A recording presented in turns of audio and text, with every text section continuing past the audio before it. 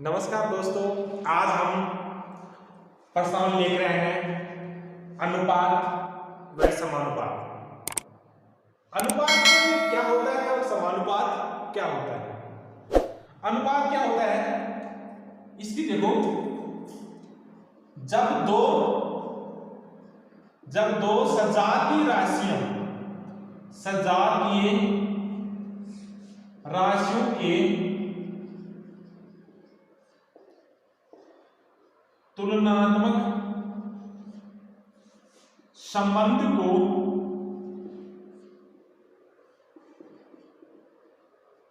अनुपात कहा जाता है। इसमें देखो, अनुपात क्या होते हैं, जब दो तुलनात्मक सजातीय राशि होनी चाहिए। सजातीय मतलब एक से अच्छी जाति की राशियां होनी चाहिए। जैसे 2:4 ये सजातीय राशि है, अंक के मान है।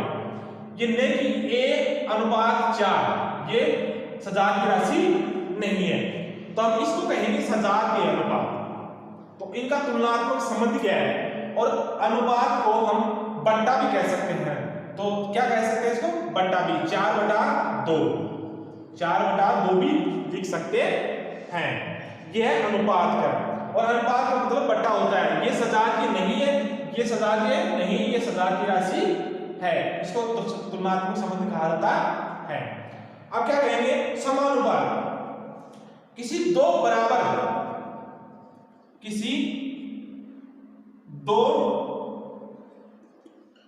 अनुपातों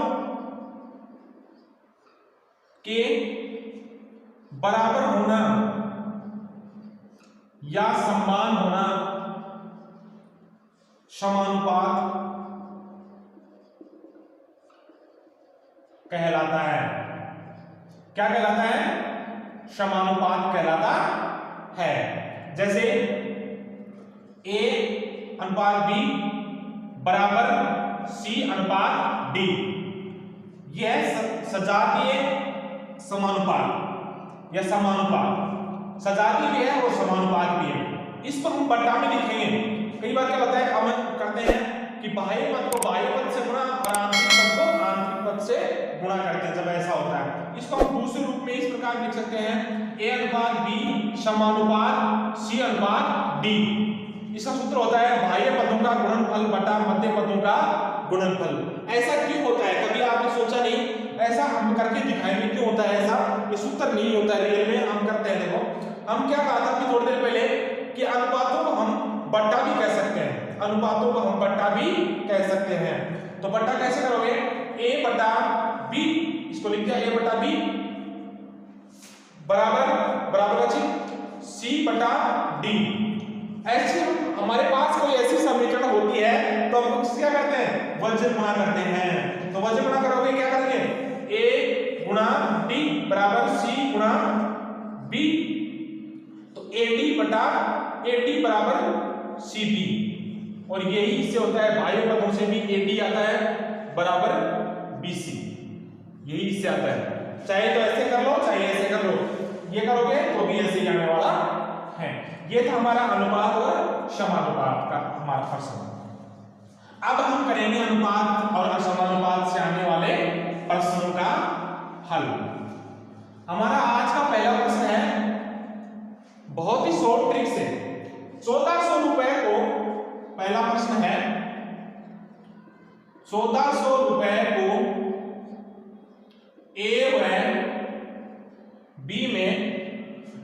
B तथा C में के बीच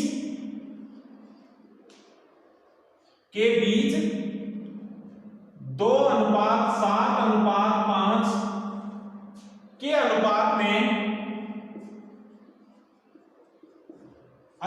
में बांटा गया तो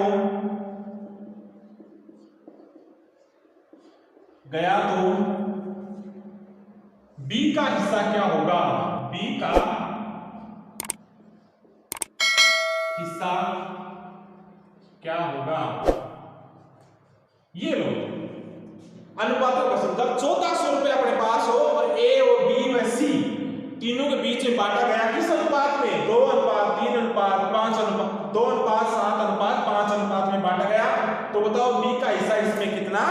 होगा। तो सबसे पहले क्या कर लेंगे, ए बी सी 2:7:5 ये तीनों का अनुपात है। कुल रुपए कितना है, कुल रुपए है 1400 रुपए। कुल रुपए कितना है 1400 रुपए। तो क्या करेंगे, अनुपातों का योग कर लेंगे। कितना हो गया, 7 और 9 9 और 5 14, इनका योग भी कितना होता है 14। तो 1400 में क्या करेंगे, कुल रुपए में कुल अनुपातों का भाग दे देंगे। 14 एकम 14, कितना बचा 100 रुपए। कितना बचा 100 रुपए। ये आ गया 100। अब किसका मान पूछा है, बी का मान ज्ञात करो कि बी का हिस्सा कितना होगा। तो बी का अनुपात कितना है, बी का अनुपात यहाँ 7 है, 7 को गुना कर दो 100 से, तो कितना आया 700 रुपया। तो बी का 1400 में कितना रुपए है 700 रुपए होगा। ये हमारा पहला प्रश्न था। ए बी सी अनुपात लिख लो, कुल रुपए लिख दो, अनुपातों का योग करके कुल रुपए में भाग दोगे। 1400 में 1400 कट गया, 100 आ गया। और जिसका पूछा है उसी का उससे गुना कर दो। बी का पूछा है, बी का अनुपात 7 है, 7 से गुना कर दिया 100 का 700 रुपया। ये था हमारा आज का पहला प्रश्न। प्रश्न नंबर 2, प्रश्न नंबर 2, कुल धन राम और मोहन, कुल धन राम मोहन तथा सोहन, कुल धन राम मोहन और सोहन 3 लोग हैं। कुल धन क्या है, राम मोहन और सोहन के बीच में 3:4:5 के अनुपात में बांटा गया के अनुपात में बांटा गया, क्या अनुपात में बांटा गया। मोहन का हिस्सा राम के हिस्से से 900 रुपए अधिक है। मोहन का हिस्सा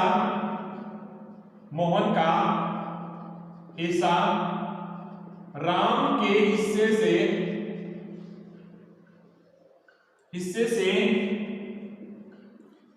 900 रुपए अधिक, 900 रुपए अधिक हो तो सोहन का हिस्सा क्या होगा, हो तो सोहन का हिस्सा क्या होगा। तो प्रश्न देखो, राम मोहन और सोहन के बीच में 3:4:5 के अनुपात में बांटा गया। मोहन का हिस्सा राम के हिस्से से 900 रुपए अधिक है। मोहन का हिस्सा है वो राम के हिस्से से 900 रुपए अधिक है। तो पहले लिख लेंगे राम मोहन और सोहन, ये तीनों लिख लो जो अनुपात में दिया है। इनका अनुपात इनके नीचे लिख दो, क्या है 3:4:5 अनुपात है। क्या है अनुपात, राम मोहन और सोहन के अनुपातों को हमने यहां पे लिख दिया। अब क्या कह रहे हैं कि इनमें अंतर कितने का है, राम का हिस्सा मोहन के हिस्से से, मोहन का हिस्सा राम के हिस्से से 900 रुपए अधिक है। तो दोनों अंतर कितने का है, अंतर है 900 रुपए का। और किस किस के हिस्से में से है, मोहन का हिस्सा राम के हिस्से से। तो इनके अनुपातों में अंतर कितने का है, 1 का। अनुपातों में अंतर कितने का है, 1 का अंतर दोनों के अनुपात में, क्योंकि 3 है ये 4 है, तो 1 का अंतर है। और जब 1 का अंतर, अनुपात का 1 का अंतर हो तो राशि कितने का है 900 रुपए का, जो अंतर हमें दिया है 900 रुपए का। तो किसका पूछा है, सोहन का हिस्सा क्या होगा। तो सोहन के हिस्से से गुणा कर दो, तो सोहन का अनुपात है 5। तो 1 की वैल्यू 5 है, 1 की वैल्यू 900 है, तो 5 की वैल्यू कितनी होगी 5 × 900, तो कितना होगा 4500 रुपया। तो सोहन का हिस्सा कितना होगा 4500 रुपया। यहाँ अंतर दिया है इस दोनों में, इनकी राशि में, राम और मोहन की राशि में अंतर दिया 900 रुपए का। इनके अनुपातों का अंतर कर लेंगे 1, और दोनों का 1 की वैल्यू 900 रुपए, अनुपातों में 1 की वैल्यू 900 रुपए है। तो सोहन का पूछा, सोहन का अनुपात कितना है 5, तो 5 का 900 से गुणा किया 4500 रुपया है। प्रश्न नंबर 3, अनुपात के प्रश्न नंबर 3 लेकर आ रहे हैं। क्या था प्रश्न नंबर 3? कुल धन पी क्यू आर एस के बीच में, प्रश्न नंबर 3, कुल धन पी क्यू आर के बीच में पी क्यू आर के बीच में 5:6:4 के अनुपात में बांटा गया, के अनुपात में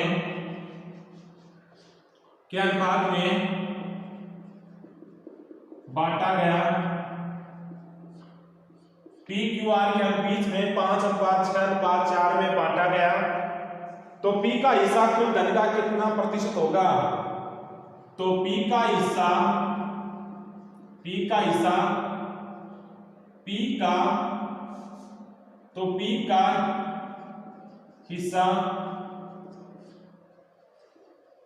कुल धन का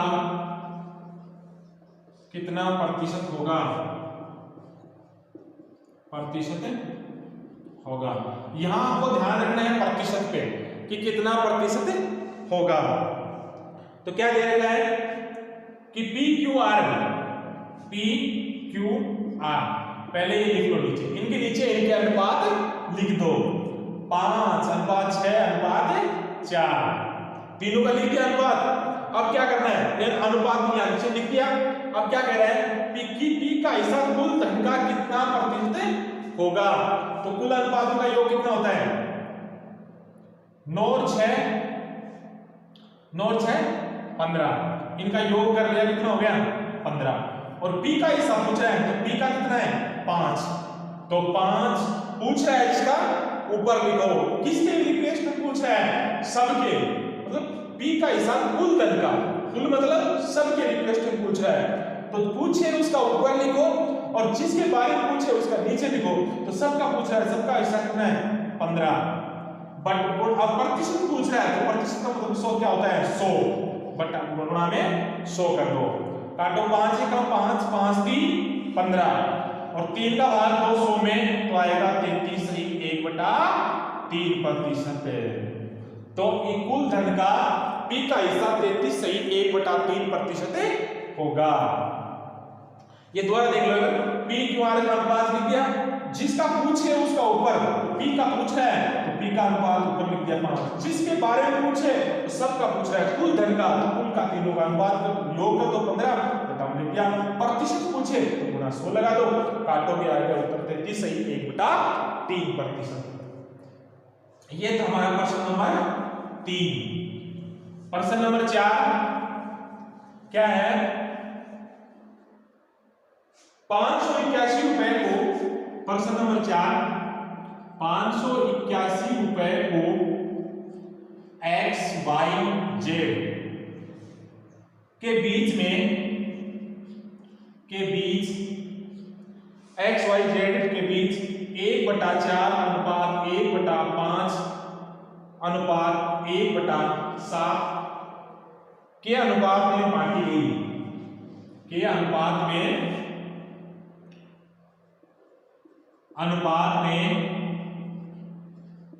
बांटी गई राशि जेड तथा वाई के हिस्से का अंतर क्या होगा? जेड तथा वाई के हिस्से का अंतर क्या होगा? जेड तथा वाई के हिस्से का अंतर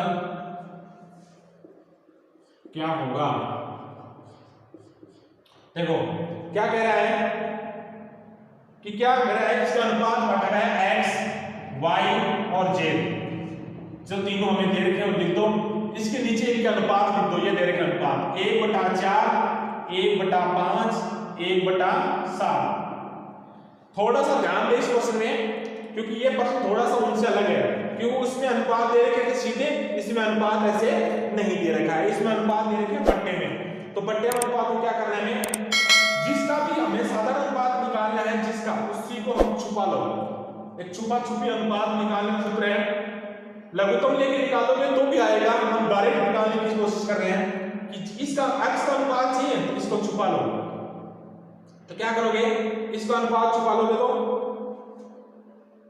5 7 35, ठीक, इसको छुपा लो 7 चौके 28, इसको छुपाओगे तो 5 चौके 20, या आगे इनके अनुपात, जिसका अनुपात चाहिए उसी को आप छुपा लो, अनुपात हो जाएगा। अब लघुत्तम सीमा पर एलसीएम एलसीएम लेके करोगे तो भी एलसीएम लेके करोगे तो भी यही आने वाला है।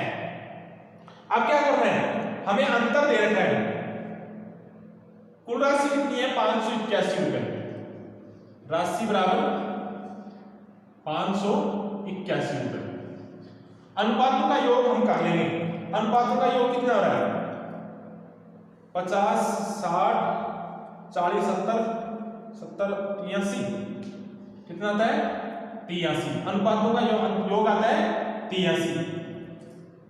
तो क्या करेंगे, कुल राशि 581 बटा कुल अनुपात 83 गुणा क्या कह रहे हैं अंतर, अंतर पूछ रहे हैं ना कि y और x z और y का हिस्से में अंतर क्या होगा, तो अंतर क्या है, इनका अनुपात में अंतर कितने का 8 का, अनुपात में अंतर कितने का है 28, 20 से 8 का देगा, साथ में गुणा कर दो, अंतर है 8 का, इसमें इसका भाग दोगे तो कटेगा 7 बार, कितनी बार जाता है 7 बार, 83 70 581 और 8 को 7 से गुणा करोगे तो आएगा 56 रुपए।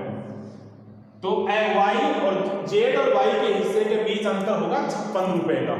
एक बार दोबारा देखो इस प्रश्न को, जब ऐसे अनुपात दे रखे हो तो नीचे लिख दो, और ऐसे इसके साधारण अनुपात निकालने हैं आपको, तो जिसका अनुपात चाहिए उसी को छुपा लो, इसको गुणा कर दो, ये इसका हो जाएगा, इसका चाहिए इसको गुणा करो 28 7 चौके 28, इसको छुपा लो 5 चौके 20, आगे कुल राशि बटा कुल अनुपात, कुल राशि हमारे पास 581, कुल अनुपात 83 है और अंतर पूछ रहा है, गुणा कर दो अंतर से, इन दोनों का अंतर कितना अनुपात होगा 20 और 28 में का अंतर है 8 का, इसमें 83 70 581, 7 को 8 से गुणा किया 500 सिर्फ 56, तो कितने रुपए का अंतर होगा 56 रुपए का अंतर होगा। प्रश्न नंबर 5, आज का प्रश्न नंबर 5 क्या है कि 651 रुपए को, प्रश्न नंबर 5 651 रुपए को ए बी तथा सी के बीच में इस प्रकार बांटा गया, ए बी व सी के बीच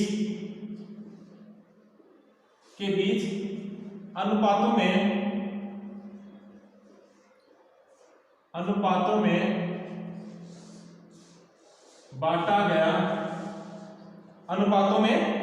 बांटा गया कि ए का दुगना बी का तिगुना, ए का दुगना बी का तिगुना सी का 5 गुना, बी का सी का 5 गुना के बराबर है,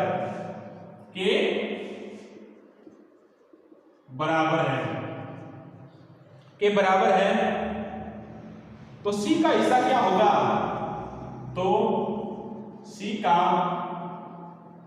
हिस्सा क्या होगा। आज का प्रश्न ये थोड़ा सा उससे अलग है कि आपके पास गुना में प्रश्न आ जाए, ए का 2 गुना, बी का 3 गुना, सी का 5 गुना, ऐसा प्रश्न आ जाए, कुल राशि दे रखी है 581 रुपए, तो ए और बी के बीच में इसको बांटना है, तो क्या है प्रश्न, ए और बी लिखेंगे, ए बी और सी, ए का कितना गुना है देखना है आपको, ए का गुना है 2 गुना, तो 2a, इसको मार्क कर दो, थोड़ा अलग है, बी का है 3 गुना, सी का है 5 गुना, ये इनके अनुपात है, ऐसा आप निकाल लोगे, ये आपने प्रश्न में दिया है 2 गुना 3 गुना 5 गुना, ए और बी का सी का है, तीनों का तो लिख लोगे। अब क्या करना है, इसको साधारण अनुपात निकालना, इसका भी पहले वाले प्रश्न की तरह, तो जिसका चाहिए उसको छुपा लो, ए का चाहिए तो 3 पंजू 15, इसको छुपा लो 2 पंजू 10, इसको छुपा लो, 3 दूनी 6, अनुपात आ गए। अब क्या करना है, सब काट को कटता है तो किसने पार्टी से कटता है, किसी पार्टी से नहीं कटता है तो रहने दो। अब क्या करना है, कुल धन क्या है, कुल धन है 651 रुपए, 651। अनुपातों का योग हम कर लेंगे, कितना होगा 25 और 6 31, 25 और 6 31। अब क्या कह रहे हैं कि 600 कुल राशि बटा कुल अनुपात, कुल राशि बटा कुल अनुपात। अभी क्या करेंगे, इसमें भाग दो, इसमें भाग दोगे तो क्या आएगा, 1 एकम 1 62 बच गया 3, 1 एकम 31 आ गया 21। अब आगे क्या पूछ रहा है, तो सी का हिस्सा ज्ञात करें। ये देखो यहां से सी का हिस्सा ज्ञात करें, तो सी का अनुपात कितना है 6, तो सी का हिस्सा याद करेंगे, क्या करेंगे 6 गुणा 21, 21 क्या है 126, तो सी का हिस्सा होगा 126 रुपए। ऐसे निकालोगे ए बी सी, ए का 2 गुना, बी का 3 गुना, सी का 5 गुना। इसका अनुपात निकालने की ट्रिक आपको मैंने बता दी। जिसका भी ए का अनुपात चाहिए तो ए को छुपा लो, 3 पंजू 15 लिख दो, बी को छुपा लो 2 पंजू 10 लिख दो, सी को छुपा लो 2 तिया 6 लिख दो। इस प्रकार से कुल धन ये रहा, कुल अनुपातों का योग है। इसको काटो, 1 एकम 62 बचे 3, 30 हो गए, 1 एकम 21। और पूछा सी का हिस्सा क्या होगा, तो सी का अनुपात ले लेना है, सी का अनुपात 6, 21 को 6 से गुणा करो 126। ये हो गया हमारा प्रश्न नंबर 5। प्रश्न नंबर 6 आता है आगे। प्रश्न नंबर 6 क्या है, 700 रुपए को, प्रश्न नंबर 6 700 रुपए को राम तथा श्याम के बीच, राम तथा श्याम के बीच 700 रुपए है आपके पास, उसको राम तथा श्याम के बीच में क्या करना है, इस प्रकार बांटा गया है, इस प्रकार बांटा गया। राम तथा श्याम के बीच का, राम का हिस्सा श्याम के हिस्से से, राम का हिस्सा श्याम के हिस्से का 2/5 है। ये चीज ध्यान रखना, कितना है 2/5 है। तो राम का हिस्सा बताओ, तो राम का हिस्सा बताइए, राम का हिस्सा बताइए। तो अपना प्रश्न क्या चाहिए, राम तथा श्याम को इस बार 700 रुपए है, इस प्रकार बांटो कि राम का हिस्सा श्याम के हिस्से का 2/5 हो। तो राम का हिस्सा ज्ञात कीजिए। तो सबसे पहले क्या करेंगे हम, राम यहां लिखेंगे, राम यहां लिखेंगे श्याम, राम और श्याम, राम और श्याम। तो राम का अनुपात 2/5 है ना, राम और श्याम का अनुपात है 2/5, इसका तो आएगा 2, इसका आ जाएगा 5। मैंने पहले बताया था अनुपातों में कि अनुपातों को हम बट्टा में भी लिख सकते हैं, शुरुआत में बताया था कि अनुपातों को हम बट्टा में भी लिख सकते हैं। तो या 2:5 लिखो या 2/5 लिखो, दोनों बात क्या है एक ही है। ये थोड़ा सा अलग कर दिया, इसमें बट्टा में लिख दिया।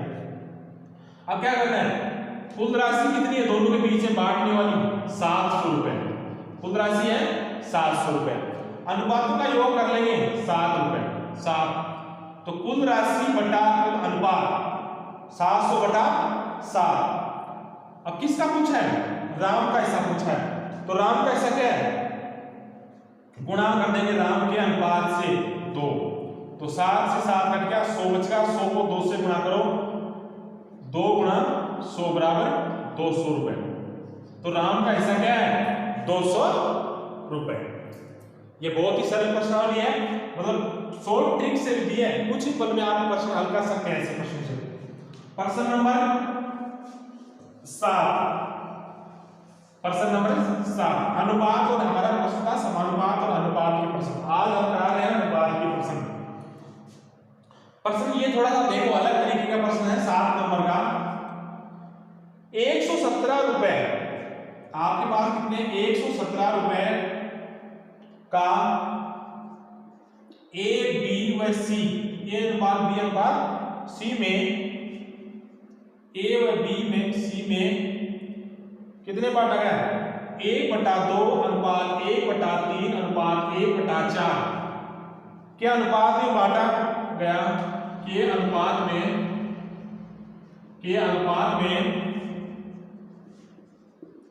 बांटा गया के अनुपात में बांटा जाना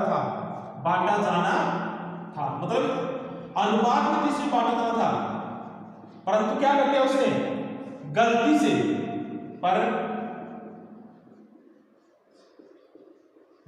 से यह चीज ध्यान रखना है थोड़ा सा गलती से इसको बांट दिया किस अनुपात में 2:3:4 में बांट दिया मतलब बट्टा में था और सीधा इसको 2:3 अनुपात में बांट दिया गलती से। उसने बताया तो था क्या बताया था कि 1/2 1/3 1/4 अनुपात में इसको बांटना है किसको 117 रुपए को परंतु उसने भूल से गलती से क्या कर दिया 2:3:4 में बांट दिया बांटा गया।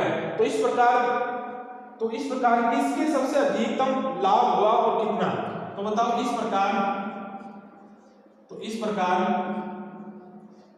किसको सबसे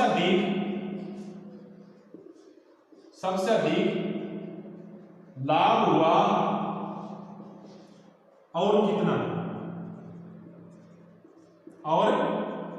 कितना हुआ यह अनुपात बांटना था इसको बांट के इसमें। तो बताओ अब करेंगे कि किसको सबसे अधिक लाभ प्राप्त हुआ और कितना लाभ प्राप्त हुआ वो हमें ज्ञात करना है।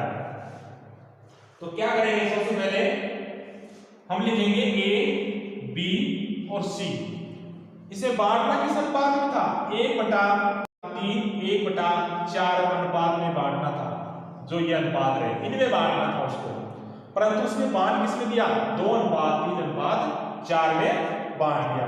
अभी वो अनुपात साधारण अनुपात याद करने के लिए मैंने बताया था कि क्या करेंगे कि जिसका अनुपात चाहिए उसको छुपा लो छुपा छुपी अनुपात याद करना इसका एक का चाहिए तो एक और छुपा लो 3 चौके 12 इसका छुपा लो 2 4 को बना क्या 2 चौके 8 इसको छुपा लो 3 दूनी 6 इसको काटो करता है क्या 2 के पार्टी कट रहा है 6 4 और ये 3 ये अनुपात हमारे पास आ गए 6:4:3 ये कटने के बाद आ गए। तो क्या करना हमें अनुपातों का कुल राशि क्या थी कुल राशि है 117 रुपए कुल अनुपात कर लेंगे कितना 10×3 13 117/13 और सबसे ज्यादा अनुपात फायदा किसको होने वाला है सबसे ज्यादा फायदा होने वाला है सी को क्योंकि ये तो आप यहाँ पे देखने पे पता चल रहा है कि अनुपात देखो यहाँ पे इसको सबसे कम मिलना था अगर सी को मिलेगा तो सबसे कम 1/4 भाग मिलना था 1 रुपए का चौथा हिस्सा मिलना था उसको और अब उसको यहाँ पे कितने मिल रहे हैं पूरा 4 मिल रहा है पूरा 4 मिल रहा है तो हम सबसे पहले हम यही याद करेंगे सबसे ज्यादा फायदा तो होगा सी को तो कितना होगा वो देखेंगे कितना होगा वो हम निकालेंगे बाकी डायरेक्ट पता चल रहा है सबसे ज्यादा फायदा होगा सी को क्योंकि यहाँ पे इसको मिल रहा था चौथा हिस्सा 1/4 और यहाँ मिल रहा है टोटल 4 इसको 2 ही मिल रहा है इसको 3 मिल रहा है इसको 4 ही मिल रहा है पूरा सीधा सबसे ज्यादा फायदा होगा तो डायरेक्ट कर देंगे सबसे ज्यादा फायदा तो होगा सी को सीधी बात है परंतु कितना होगा तो सी के अनुपात को यहाँ बड़ा कर देंगे 13 9 117 तो 3 × 9 इन दोनों गुणा कर देंगे 27 रुपए। तो पहले इसको सी को अगर इन अनुपातों में बांट दे तो सी को मिलते 27 रुपए अब इसको 2:3:4 में बांटे तो कितने रुपए मिले तो यहाँ लिखेंगे ए बी और सी 2:3:4 तो इसका क्या करेंगे इसके टोटल 117 रुपए है कुल राशि इसका योग कितना हुआ 2 5 9 तो क्या करेंगे 117 में अब अनुपातों का योग कितना हुआ 9, 9 का भाग दे देंगे और गुणा कर देंगे किसे c के अनुपात से 4 से। यहाँ उसका अनुपात कितना था 3, ये निकल के आया 3 ये था, इसलिए इसको यहाँ 3 से गुणा किया था। अब इस c का अनुपात क्या है कितना है 4 है, या 4 से गुणा कर दो 13 नमा 117 बच्चे 13 4, 13 को 4 से गुणा किया कितना आया 52 रुपए। यहाँ c को मिल रहा है 52 रुपए और यहाँ c को मिल रहा था 27 रुपए, तो कितने रुपए ज्यादा मिले 52 माइनस 27 कितने बचे 25 रुपए। तो इस प्रश्न में क्या कह रहा है कि सबसे ज्यादा फायदा किसको और कितना हुआ, तो इस प्रश्न में सबसे ज्यादा फायदा सी को हुआ और कितने रुपए का हुआ 25 रुपए का फायदा हुआ। एक बार दोबारा देखो ए बी सी अनुपात, इसमें लिख लो अनुपात पहला नंबर अनुपात, इसका अनुपात निकालो, छुपा के अनुपात निकालो, ये काटोगे तो आएगा ये। कुल राशि में कुल अनुपातों का भाग दोगे, सी का अनुपात सबसे ज्यादा मिल रहा है, सी का अनुपात से गुणा करके 27 रुपए। अब ये दूसरे अनुपात से ए बी का दूसरे अनुपात लिख दिया 117 बटा 9, 17 नंबर 13 9 117 13 आ गया 13 4 52 आ गया। अब 52 में से 27 रुपए पहले मिल रहे थे 52 अब मिल रहे हैं 27 रुपए 52 में 25 रुपए का फायदा हुआ। तो मैं कहना चाहता हूँ सबसे ज्यादा समझ में आया होगा और अपने चैनल जय देव नारायण माधव को ज्यादा से सब्सक्राइब करें। धन्यवाद दोस्तों।